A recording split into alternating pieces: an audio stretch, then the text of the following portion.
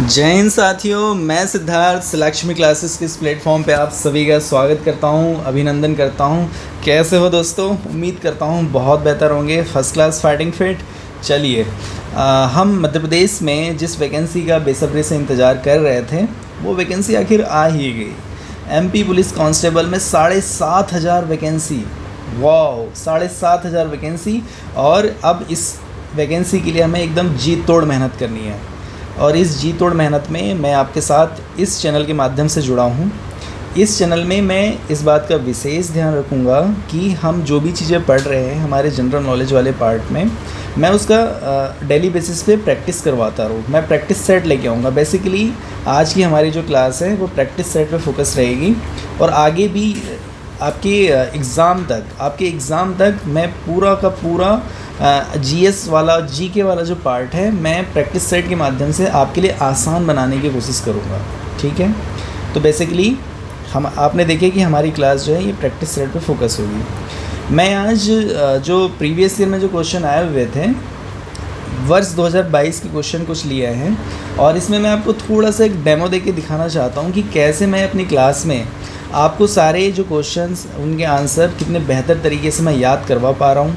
और आगे की कक्षाओं में मेरा यही प्रयास रहेगा कि जनरल नॉलेज को लेके जो आपकी जो दिक्कतें आ रही है और जो डर बना हुआ है कि कैसे इतने कम समय में 40-45 दिनों के अंदर हम अपनी तैयारी को बेहतर कर पाए, तो इसी डर को दूर करने का मेरा एक छोटा सा प्रयास रहेगा। तो चलिए आज की क्लास बिना देर किए शुरू करते हैं। लेते सबसे पहला क्वेश्चन देखिएगा। इसमें यह है कि उत्तर भारत में भक्ति आंदोलन किस डांस से जुड़ा हुआ था।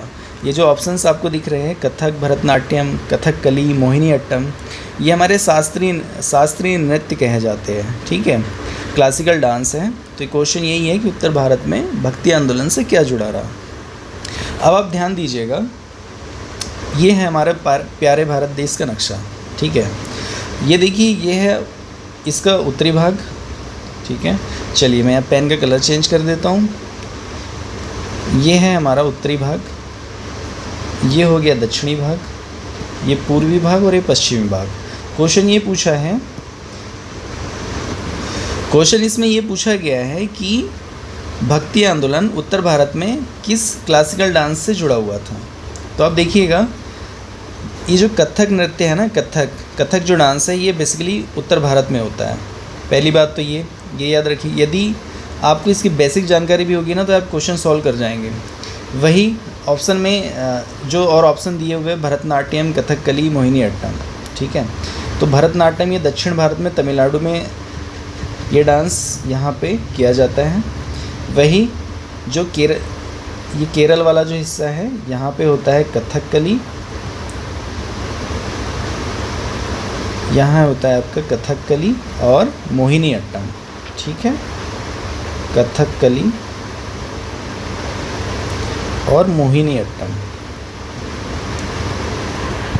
थोड़ा सा सब्र रखिए, मैं इसे याद करवा रहा हूँ आपको। ठीक है, अब आप देखिए, सबसे पहले समझिए भक्ति आंदोलन। तो भक्ति आंदोलन की शुरुआत जो होती है ना, वो दक्षिण भारत से ही होती है। जो केरला वाला हिस्सा है और ये तमिलनाडु वाला जो हिस्सा है, यहीं से भक्ति आंदोलन की शुरुआत होती है और ये दक्षिण भारत से होते हुए उत्तर भारत में पहुंचता है। ठीक है, इस बात का विशेष ध्यान रखिए। तो यहाँ क्वेश्चन जो पूछा गया था कि उत्तर भारत में ये भक्ति आंदोलन किस क्लासिकल डांस से जुड़ा हुआ था, तो यदि हम ये याद रखें कि कथक जो डांस है ये उत्तर भारत में होता है, तो आप इसी से इस क्वेश्चन को सॉल्व कर जाते हैं। ठीक है, और मैप के थ्रू चीज़ों को याद करने की कोशिश करेंगे तो आप देखेंगे कि आपको चीज़ें बहुत लंबे समय तक याद रहेंगी। ठीक है, चलिए दूसरे प्रश्न पे बढ़ते हैं। दूसरा क्वेश्चन आया हुआ था, भारत छोड़ो आंदोलन को किस अन्य नाम से जाना जाता है।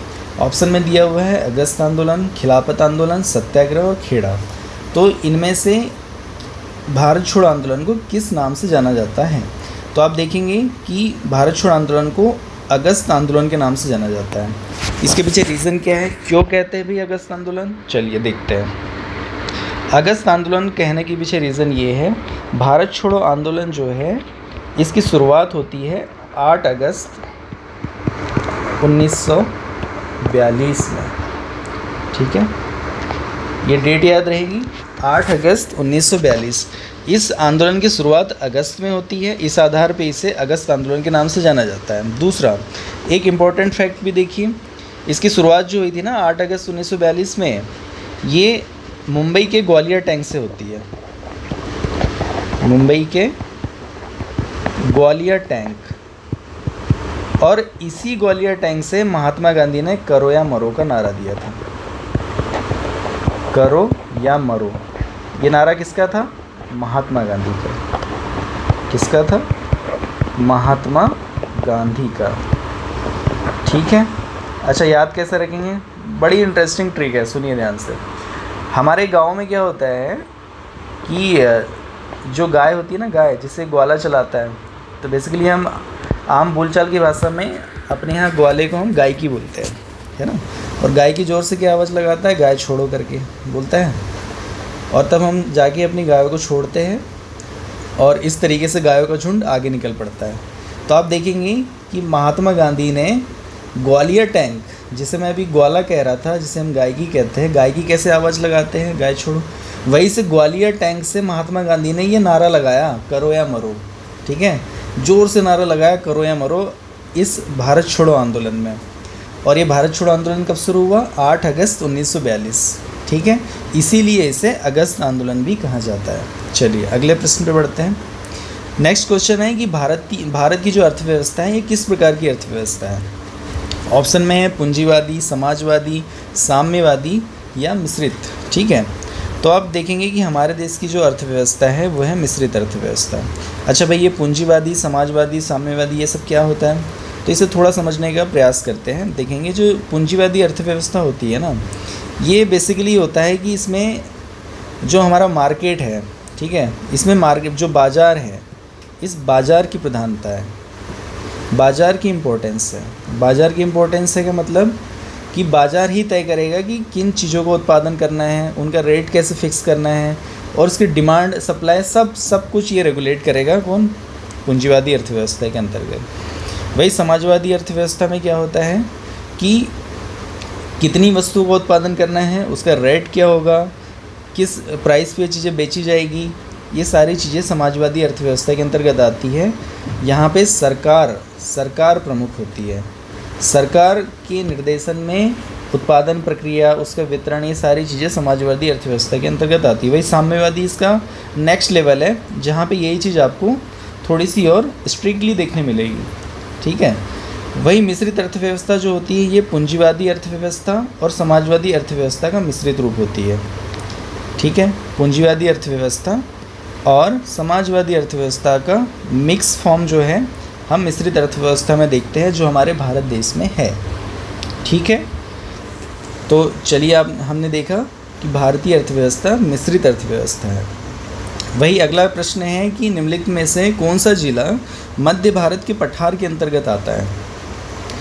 तो इसमें ऑप्शन है शिवपुरी, खंडवा, इंदौर, सीधी। सबसे पहले तो यहाँ ये समझिए कि मध्य भारत का पठार की चीज़ क्या है। ठीक है, ये बेसिक चीज़ें हम समझ जाएंगे ना, तो आपको रटने की ज़रूरत नहीं पड़ेगी। आप एक क्वेश्चन से बहुत सारे क्वेश्चंस की तैयारी कर सकते हैं। चलिए वो कैसे मैं बता रहा हूँ। मध्य भारत के पठार के विषय में पूछा है, ये रहा हमारे एमपी का मैप। ठीक है, अब सबसे पहले देखिए कि मध्य भारत का पठार इस नक्शे में है कहाँ। ये जो सबसे ऊपर वाला जो पार्ट है, जो मध्य प्रदेश का सर नज़र आ रहा है, ये जो मध्य प्रदेश के सर जैसे हैं, ये है आपका मध्य भारत का पठार। चलिए पेन का कलर यहाँ पे भी चेंज कर लेता हूँ मैं, एक सेकेंड। ठीक है, मध्य भारत का पठार। ठीक है, मध्य भारत का पठार ये है सबसे ऊपरी हिस्से में। वही ये जो थोड़ा बीच वाला पार्ट है ना, ये है मालवा का पठार। वही इधर सामने पूर्वी हिस्से में जब आ जाएंगे तो इसे हम कहते हैं बघेलखंड का पठार। ठीक है, नक्शे में चीज़ों को आप देखेंगे तो बहुत अच्छी तरीके से याद रख पाएंगे और आपको रटने की ज़रूरत नहीं पड़ेगी। ठीक है, ये बघेलखंड का पठार। यही थोड़ा सा इसके ऊपर आएंगे तो यह है रीवा पन्ना का पठार। ठीक है, इसके थोड़ा ऊपर जाके वेस्ट में आएंगे तो यह है बुंदेलखंड। ठीक है, यह है बुंदेलखंड का पठार। अब इसने प्रश्न में क्या पूछा है कि मध्य भारत का पठार के अंतर्गत कौन सा जिला आता है। ठीक है, थोड़ा बहुत भी आपने कभी एमपी का मैप देखा होगा तो आपने देखा होगा कि शिवपुरी इधर कहीं दिखता है ना, इधर कहीं है शिवपुरी, तो आप देखेंगे ऑप्शन में, देखिए शिवपुरी का है, ये मध्य भारत के पठार के अंतर्गत आएगा। वही सीधी सबसे इधर एक पूर्वी वाला हिस्सा है, सीधी से ही अलग होकर सिंगरौली एक नया जिला बना मध्य प्रदेश में। सबसे पहले सीधी सबसे पूर्वी जिला था, लेकिन सिंगरौली के गठन के बाद सबसे पूर्वी जिला है अब सिंगरौली। ठीक है, तो ये मान के चलिए कि नेक्स्ट टाइम कभी क्वेश्चन पूछा कि बघेलखंड के पठार के अंतर्गत कौन सा जिला आता है, तो आप इस आधार पे यहाँ पे क्वेश्चन बड़े आसानी से कर सकते हैं कि सीधी, सिंगरौली ऐसे जो हिस्से हैं ये बघेलखंड के पठार के अंतर्गत आते हैं। ठीक है, वहीं मालवा का जो पठार है इसके अंतर्गत आप देखेंगे इंदौर भी इधर ही है ना, ये उज्जैन इधर है। तो ये ऐसे जो बड़े बड़े जो शहर हैं वो मालवा के पठार के अंतर्गत आते हैं। ठीक है, इसी तरीके से मैं आगे की कक्षाओं में भी पूरा ध्यान रखूँगा कि मैप के ज़रिए जहाँ आवश्यक हुआ, फ्लो चार्ट के ज़रिए, माइंड मैप के ज़रिए, प्रैक्टिस क्लास में मैं सारी चीज़ों को आपको याद करवाता चलूँ। और आप भी प्रयास करना कि मैं जो भी पढ़ा रहा हूँ साथ साथ अपने नोट्स भी बनाते चलिए, तो कल की कक्षा से एकदम ये चीज़ें एकदम फ्लो में चलेगी। ठीक है, डेली बेसिस पे प्रैक्टिस सेट वाली क्लास होगी, और विश्वास मानिए एग्ज़ाम तक आप इस लेवल पे रेडी हो जाएंगे कि आपको एमपी कांस्टेबल में सिलेक्ट होने से कोई भी नहीं रोक सकता। ठीक है, जय हिंद साथियों, मिलते हैं अगली क्लास में।